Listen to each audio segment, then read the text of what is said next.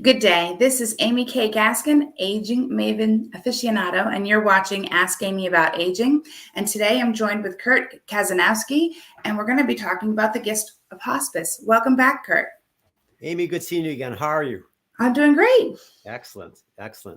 So we're, we chatted a little earlier taking care of, an aging loved one, whether that be your parents or a spouse or a close friend, can be really demanding, and being able to have the resources at your disposal to draw upon is critical. And we talked about that earlier. And one of the resources I really is giving the gift of hospice. And a lot of people go, "Oh my God, hospice, death and dying, stay away from me," because nobody likes to talk about death. Nobody likes to talk about death. But the reality is, they say, the sun rising, taxes and death are sureties in life. Yeah. Some people maybe dodge the tax thing a little bit, but the sun and death is for sure. Right. And what we want to talk about today is, my own experience, because I'm a nurse by trade and been in the hospice industry for years. We have a personal care private duty company called Caregiving Experts, and we advise families all the time how to go about giving the gift of hospice. And I'd like to talk with you a little bit about that today and share some information. And there's a lot of myths around hospice. Hospice is so polarizing, basically around myths. Right, it is. It's a scary thing. People are like, "Oh, it's the end." It's we're giving up if we call on hospice, and that's not the case. Exactly. And there again, right off the bat, your good point is people that are on hospice, and there's been many studies done on this, actually live longer than people not on hospice. And if you think about it, it's because of the care they're receiving, the multidisciplinary team that's working with them, the adjusted medications, just eliminating and easing pain, because pain can burn you out from the inside out. Right. And a lot of people that sometimes have a challenging critical illness have pain issues. Being able to manage that is critical. There are people today, as we're talking right now, throughout the United States, that are being discharged alive from hospice because they no longer meet eligibility, because you need to meet specific eligibility on hospice to be able to access your hospice benefit, which is a Medicare benefit that if you have Medicare, and most insurance pay for hospice anyway. Hospice is basically a relatively paid for benefit that has little to no out-of-pocket costs. A lot of people don't understand that, in terms of that. And looking at also is, hospice is a philosophy of care as opposed to a place. A lot of people say, "I want to go to hospice," and they think it's a house or a building where you get care. And there are hospice houses, right? There are, but those are the few. 97% of all the hospice care delivered today is delivered in somebody's home, in a senior living community where they call home. And those hospice houses are very far and few between, and are really intended for somebody that really has an acute need. I call them inpatient hospice units, because there's I'm not going to get into the specifics. No, I understand that. I know my grandmother was in a small one, was in a home, and it was just for the last 4 days of her life. And my mother was there pretty much 4 times a day. Right. Yes. Yeah. And it was very emotional. But she was able to, she knew it was the end, and she was able to say goodbye to everybody, including people that called in from Paris and everything. And this was back before video calls. Right. She would have loved video calls. Yeah. Yes. Yeah. So I think there again is people understanding that, hospice doesn't mean the end. Like as I indicated, people are being discharged alive every day. Now they may end up coming back on hospice down the road, but they recovered because of the care they received. Right. And hospice is a philosophy of care built around pain and symptom management. A lot of people, as they have a challenging illness, the pain and symptoms they experience can be intense. Palliative care, hospice is built on palliative care, which means comfort care, basically comfort care, as opposed to continuing to get another shot or another radiation treatment or another this. A lot of people say, "You know what? It's killing me." All the treatment make me comfortable, and just make me comfortable. So somebody might want to go to like a hospice house if they have like a lot of things going on in their house. I think I was very impactful when I was growing up, and my daughters had a mother who a friend of their mom's died of cancer, and Mm-hmm. she spent her last couple days in the hospice house. I think she did that as a gift to her family, Yes. because it's long and hard at the end. Yeah. And there again, every family is unique and different. Depends. Like, a lot of people prefer, through Oh, research to die at home as opposed to a hospital, but a hospice environment may be better and nicer, which is great. The other thing is getting back to the reality of as we age, mm-hmm. 82% of us are going to have, as we age and die, it's Right. going to be more of a chronic condition that's going to take our lives, Mm-hmm. as opposed to the heart attack, car accident, being hit by the bus. Those are the lucky ones. Right. Especially if you have something underlying that's even more severe, like Yes. Alzheimer's or dementia, because that's Yes. long and drawn out. Yes. And we're going to talk about that in our next session, Yes. the whole cognitive decline piece. But so getting back to the gift of hospice, what I really encourage loved ones to do is to sort of, lean into it and embrace it and understand it. One, Right. as we talked about on our earlier session, is, really having a conversation with the family about death and dying. Like, there again, is nobody likes talking about death and dying. I get that. Yeah. You And have and to. It's pardon me? reality. Yeah. And there are ways to talk about that, and to at least start understanding what people's wishes are. I think Mm-hmm. our society is, I think we don't do enough of our own planning for our life moments. These are life events Right. that should be thought about and planned out, and not forced upon you or driven by a course of events that you don't want to happen. And as I talk with, as I counsel and talk with folks about this, is one of the biggest things I say to folks is, what, when your loved one is having a challenging illness, when your loved one maybe has, experienced, we talked about this earlier, when my mom fell, Right. and she had a fall. Usually the falls are the first things that lead to a decline in a person's, especially in Especially if they're on the ground. Your mother was lucky enough, so she was able to get up and make a call and go to the couch and wait for you. Yes, As scared as she was, some yes. people are on the ground and they're on the ground for days or even hours, and that can mean all the difference about not being able to go back home after. Yeah, yeah, I hear you. Yeah, and it's really the beginning of the end. I hate saying that, but Yeah. it truly is.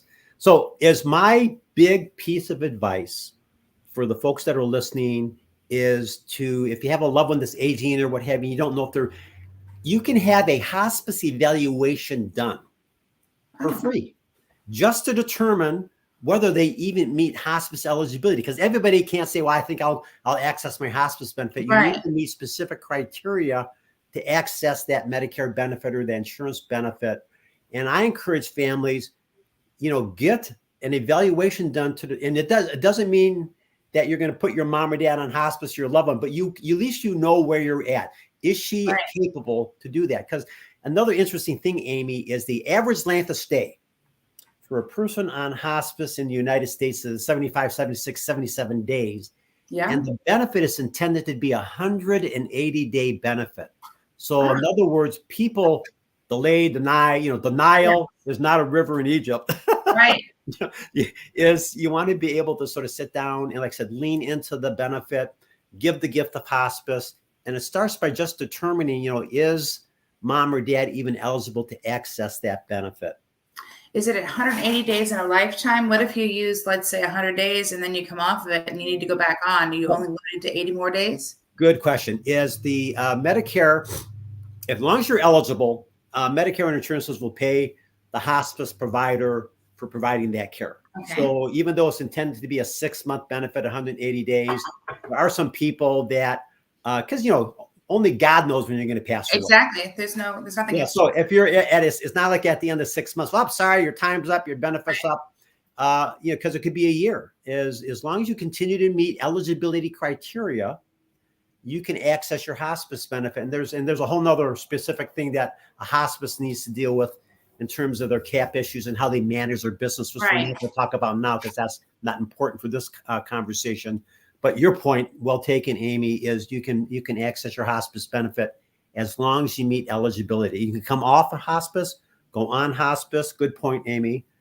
based on your condition and your wishes as you move forward through life. Yes, very, very much so. And then if somebody gets an evaluation, they're also going to get probably some advice and resources from the hospice person that's doing the evaluation too, correct? Sure. Yes. Yeah. The nurse would come in and sit down, and usually you have a family member there, and they would not only do the evaluation to determine eligibility, but answer questions, talk about, because all hospices are not created equal too, Amy. That's another. No, they're not. And Sure. some of them fit the stigma, and some of them absolutely don't. Yes. And like in everything in life, folks, and getting back to some advice is interview 3 hospices. If your mom is eligible for hospice or dad's out, that's great. And you obviously then you're meeting with one hospice that's doing the eligibility. But if you're looking at actually then accessing your loved one's hospice benefit, call a couple of hospices and ask them, what makes you different than the fellow down the street?